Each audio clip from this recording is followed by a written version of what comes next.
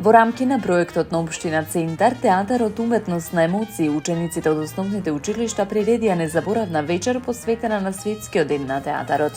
Преку наградената представа Силјан Штркот од Општинското основно училиште Кочорацин ја воодушеви публиката со својата енергија, талент и искрени емоции, оставајќи силен впечаток кај сите присутни.